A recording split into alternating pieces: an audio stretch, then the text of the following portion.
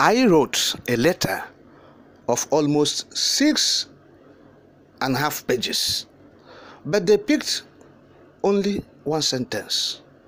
Obasanjo is saying, the former president of Nigeria, Chief Olusegun Obasanjo, yesterday gave reasons why he endorsed the presidential candidate of the Labour Party, Mr. Peter Obi, against the backlash he received. For endorsing Obi, Obasanjo spoke at an interactive session at the Experiential Leadership in Africa, held in Abeokuta, Ogun State, wherein the former president said, "Whether the letter is open or not open, what I believe is that I will be punished by God if I know what is right, and I did not put it where it should be. The word I use is that one particular candidate has an edge. Taking everything together, and I take character, I take track record, I take vision, and I take what you see in this man as a child of God. I said they all claim to be my mentees, and of course, I won't deny that. But if you are my mentee, they must also admit that I know them a little bit, and if I didn't know them a little bit, I must be right to say. But what then do you have? I wrote a letter of almost 6.5 pages, and then only one sentence. Why should you as a Nigerian vote for somebody that the character, the reputation, the life of which you do not want your own children to be?" That's what Obasanjo said. That you want a president or a candidate, that you as a person, you don't want your children to be like that person in future. So what kind of person are you? That is unpatriotism. You are being unpatriotic to your nation or to your country. But the fact remains that there's no country, there's no nation. All we have is geographical expression. Not even geographical expression, mere geographical expression. Because if you say geographical expression, you are giving more impetus to it. It is mere geographical expression. That is what we have as this contraption subsists. That is it. So the former president said, of all these things he has written, 6 pages and a half, they are criticizing him for just one sentence. For just one sentence. Said at his age,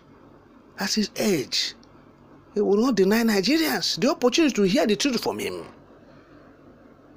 To get the truth, to get the fact. Having been a veteran, a war veteran in Nigeria, and he fought on the side of Nigeria during the Civil War, Nigerian Biafran War. Okay? So, and at his age, and as a former head of state of the country, and former president of the country, so he's in the best position to tell the young people the truth, to relate to them some vital information about the country. And so that is what he's doing. He will not deny Nigerians, the young Nigerians, this opportunity, that is duty. He sees it as his own duty to empty himself, to tell the youngsters the truth about Nigeria. So he said, talking about the coming election or charade, he said, look, we have seen characters, we have seen reputations, we have seen all these things in these presidential candidates. But there is only one person that I can trust, that I can say, the youth, go with this person. He has the character, he has the track record, he has the vision, he's a child of God.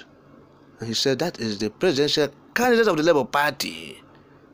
But of course, you know, in politics, much more in Nigeria, where there's bitterness, rancor in the game. They have been criticizing the president, the former president. So he endorsed Peter Obi.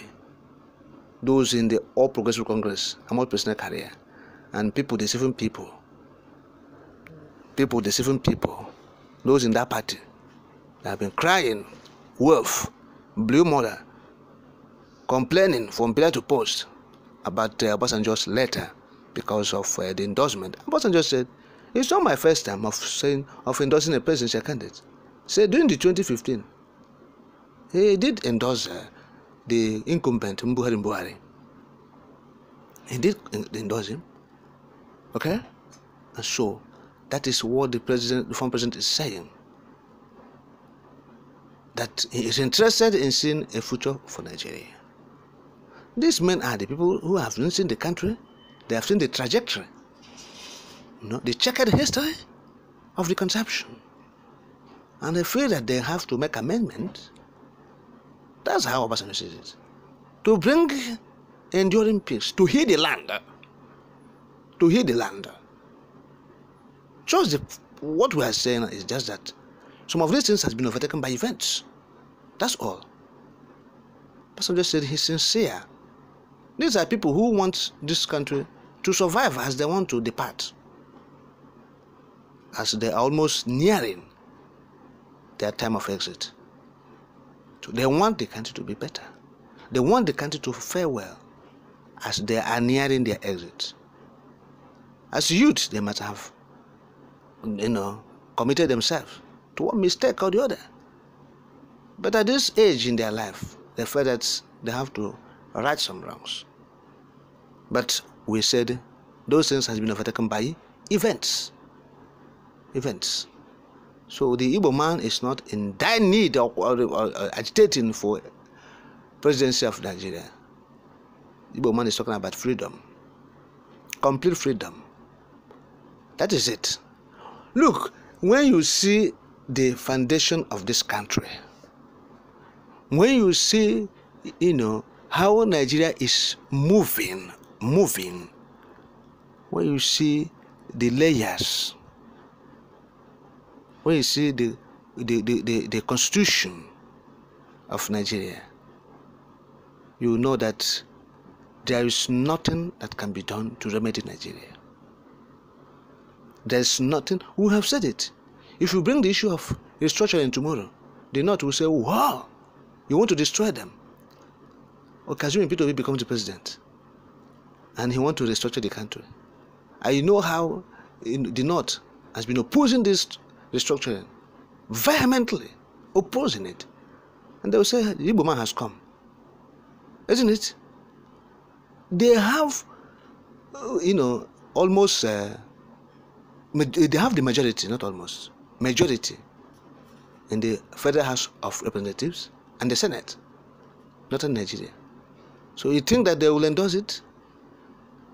You think that they endorse the Constitutional Conference, Sovereign National Conference, that will discuss the foundation of Nigeria, the unity of Nigeria, whether to stay together or not? Because these are the important issues to be discussed that will move this country forward. If Nigeria must find its steps or foots, if Nigeria can redeem itself, you must go to the basics, the very foundation, to the drawing board, to start afresh. Nigeria must be refreshed. If they must find their feet, Nigeria must be refreshed. And who is willing to refresh it? That will not be accused of trying to dominate other region, dominate other ethnic nationality, dominate other tribe. Those who have elsewhere, those who feel that is their hereditary privilege to govern, to get access to the wealth of the country. And so that is it. So let us face reality and tell ourselves the truth, the bitter truth that the country is beyond mercantilism. And the best thing to do is to disperse